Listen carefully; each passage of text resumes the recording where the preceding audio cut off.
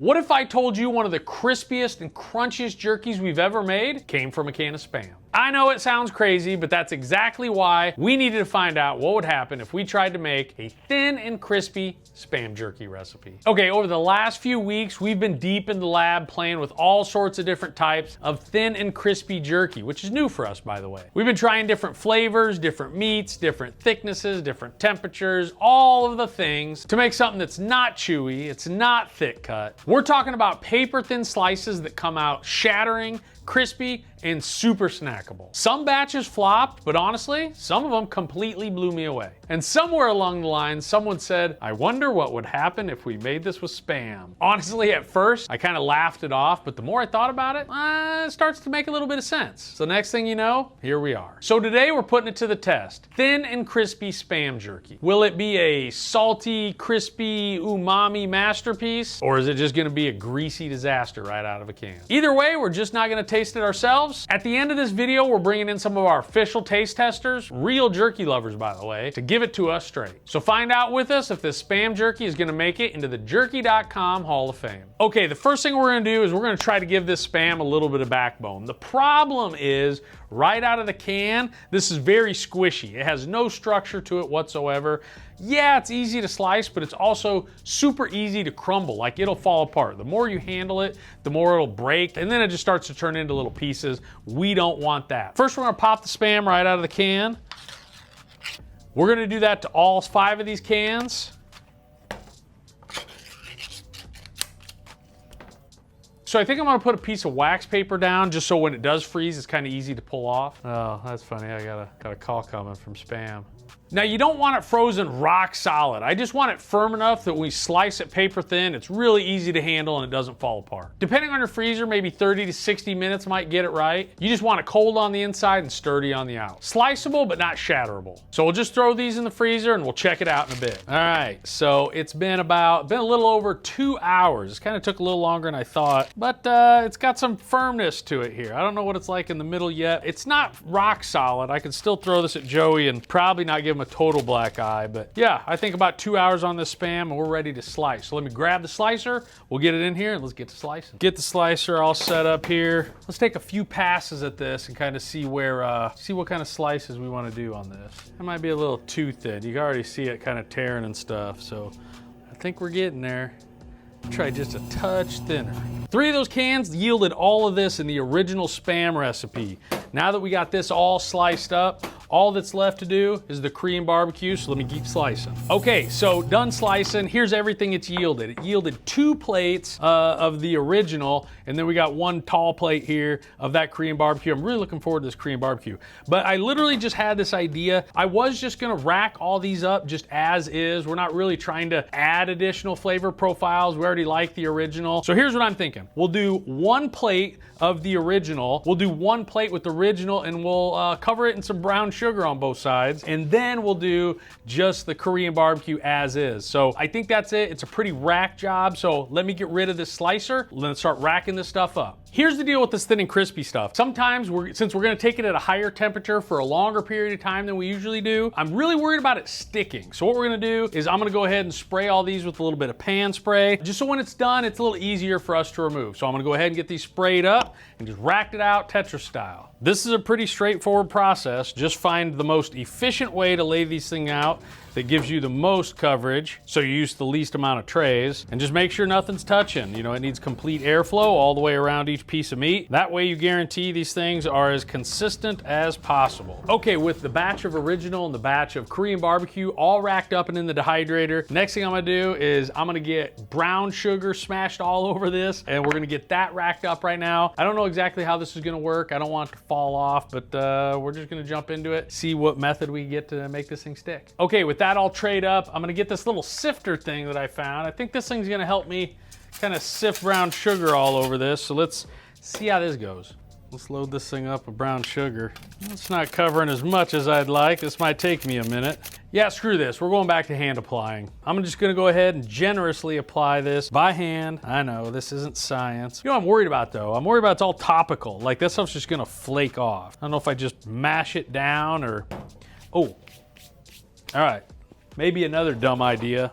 I mean, it may be a dumb idea, but you can already see it's soaking in. Flip it over. Let's do it on the other side. It's got to give it that caramelization on the top, right? All right, we got our final jerky tiles grouted up here, all covered in brown sugar. So let's throw this one in. Let's get to cooking. I think we're gonna run at 167. And we're gonna babysit it time-wise. Usually we run these for 4 or 5 hours. I'm gonna set it at 4, start babysitting, and then see where it goes. All right, our thin and crispy Spam jerky is now in the dehydrator, and now we have a few hours to kill. So real quick, if you're getting any sort of value out of this whatsoever, or you know somebody who would get value out of this, maybe they're a jerky lover, a foodie, or they like to make stuff at home, please consider sharing this video with them now. I'm not asking for a subscribe or anything. Just hit that share button, text it to a friend, or to yourself if you plan on making this later, or anybody else that you know who'd appreciate this weird jerky nonsense. It'd really mean a lot to us. And hey, if you want to be one of our official taste testers, we drop exclusive flavors every single month, but only to our official taste testers. It's free to join, and I got a link down in the description. So go grab it, and I'll see you at the next drop. Now let's go check on that Spam jerky. All right, after babysitting this for a while, the stuff is finally done. The original I ended up running for about 8 hours. I just kind of babysat it, checked it every 4 hours. Got a really good crisp. It just breaks apart. I don't know why, but the Korean barbecue here, it needed a little extra time. We ended up running this for about 10 hours to get that same kind of a crunch. Now the brown sugar one, it's got a really interesting texture. It's completely coated in that brown sugar. It really got like a caramelization going on it. You can kind of see some little crusties on the side here. Didn't quite get the crunch. It has a snap to it. Not exactly the snap we were looking for. I've got a lot of thoughts on it, but I'm really anxious to see what our official taste testers think about it. So let's drag them in here, get some feedback. All right, I'll be honest, I'm excited to try this.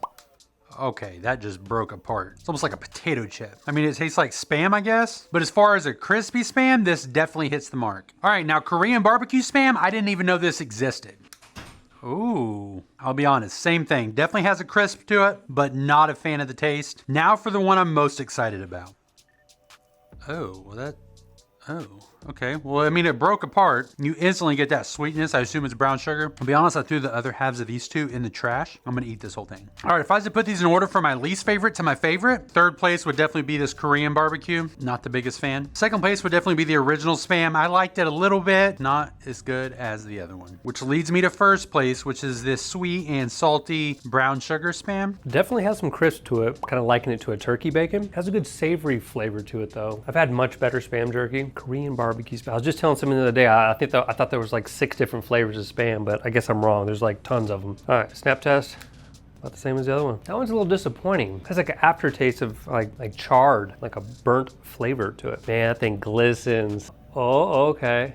Not as, okay. It's hard to go wrong with the sweet and the salty contrast there. All right, coming in at number 3. I was really excited for it. The flavor profile sounded really good, but disappointed all the way around. Number 2, classic original. Had a good crisp. I like the savory saltiness that comes through in it, but it doesn't quite compare to my number 1. I almost dropped the whole plate just now, by the way. All right, number 1, brown sugar. All right, it's a nice little twist on the original. I liked it more than any others, but it is slightly sweet for me. Ooh, did y'all see that? Freaking love Spam. In my opinion, like this would be the ideal crispiness for like a jerky chip. Smells good. Crispiness check. It's got like just a tiny, tiny little kick to it. I like this one a lot. Crispiness, perfection. Oh, I'm so fucking excited for this one.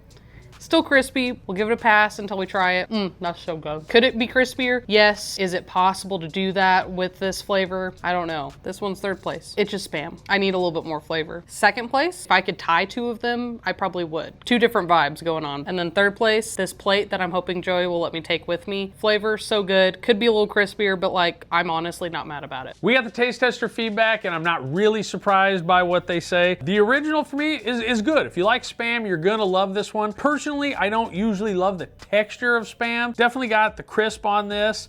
So if you like Spam, you're gonna find this one really interesting. Little sales pitch here. On the 20th of every month, we drop brand new flavors of jerky. Always looking for something interesting to drop. This one might actually make the cut. We might drop a Spam jerky sometime soon in our test kitchen to our taste testers. I gotta be honest though, the Korean barbecue, the flavor doesn't quite hit for me. There's something about it, it's just a little off-putting to me. But this brown sugar one, this thing hits different. different. I mean, we talk about meat candy, that's what this is. There's caramelization all over this. Obviously, it's very sweet. If you like salty sweet blends, I promise you're gonna love this one. Super easy to make, by the way. I think you guys should try this. I would consider dropping either one of these in our official taste tester group. I think our taste testers would find them super interesting. That's why they joined the group. But all in all, I think this overall is a win. I think thin and crispy Spam is something I would get into. It's so interesting to eat it when it's crunchy like that. But let me know what you think. Do you think Spam jerky is a good idea or it's complete trash? And what do you think about thin and crispy jerky? I want more feedback